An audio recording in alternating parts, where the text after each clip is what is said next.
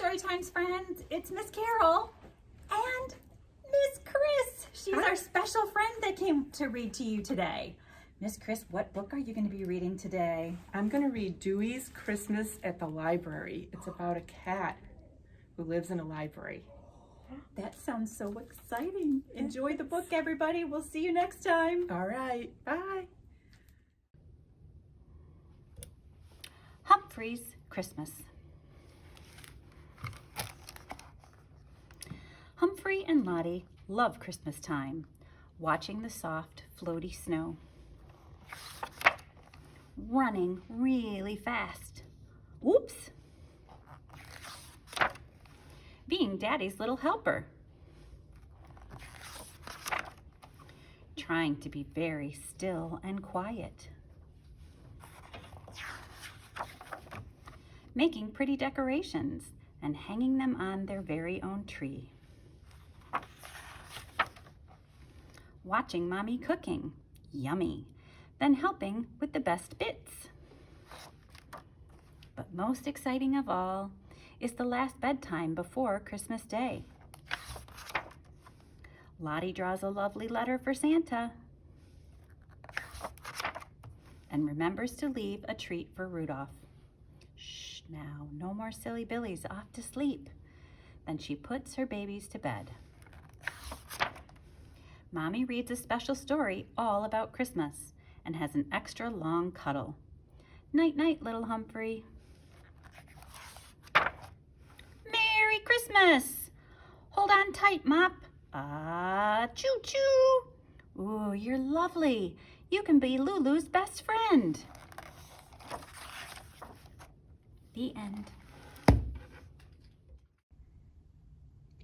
Today's story is Dewey's Christmas at the Library by Vicki Myron and Brett Witter. Snow and ice, twinkling lights, kids bundled up on a cold winter night, hot chocolate and Santa Claus and decorations just right. In the small town of Spencer, Iowa, Christmas was everyone's favorite time of the year. Everyone, that is, except Dewey read more books, the town's one-year-old library cat. Dewey, you see, was just learning about holidays. On Halloween, Dewey discovered candy. He slept through Thanksgiving. So when the giant Christmas tree box came out of storage, Dewey didn't know what to expect. But then he saw those tree branches. Dewey knew just what to do. He sniffed and licked and cuddled them, and hopped and wrestled and rolled. I got a present, he sang as he danced, a great big delicious present. Glitter came next, then angels, tinsel, lights. Dewey was having the time of his life. And then everything went quiet, too quiet. Dewey's friend, Vicki the librarian, had been helping the children at the craft table. She looked around. Where's Dewey, she wondered. All of a sudden, Dewey came racing past, but he didn't look like himself. He looked like a great big marshmallow cat. The children chased him left, then right, to the front and the side, until they finally caught him in the picture book aisle. Don't worry, Dewey, the oldest boy laughed. It's just a paper bag. Dewey was free, but he was not happy. Nasty big monster, he thought, curling up in a wreath to lick his fur. But it was Christmas time. Excitement was in the air. Before he even finished licking his tail, something new caught Dewey's eye. If I sneak, he thought, and stretch and pounce, I think I can catch the skinny red mouse. Dewey swung on the end. The yarn bounced on his head. He chased and reached and pounced again. The ball tackled him instead. And the next thing Dewey knew, he was all tangled up in red yarn. Dewey's funny, a little girl said. Dewey looked up. All the children were watching him, and behind them was a big, beautifully decorated Christmas tree. Wowsy whiskers, Dewey thought as he looked at the tree.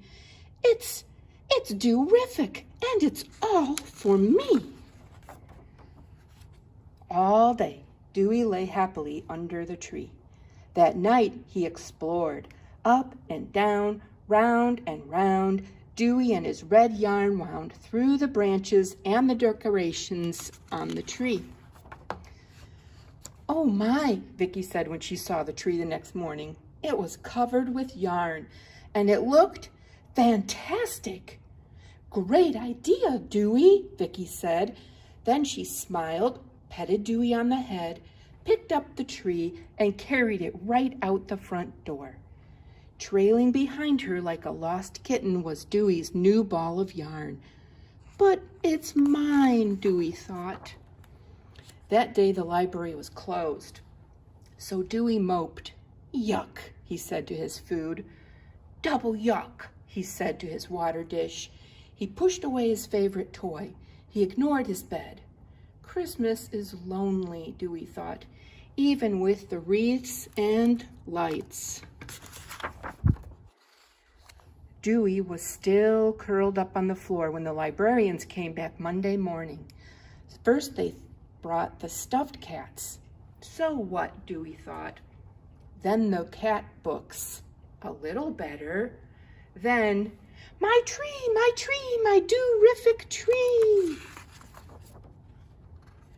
"We won first prize," Vicky said, pointing to the blue first place ribbon.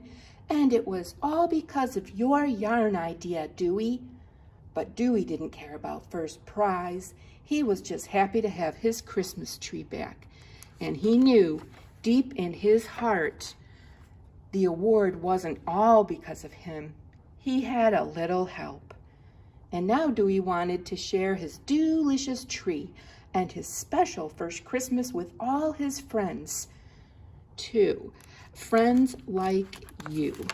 Merry Christmas, love, Dewey. The end.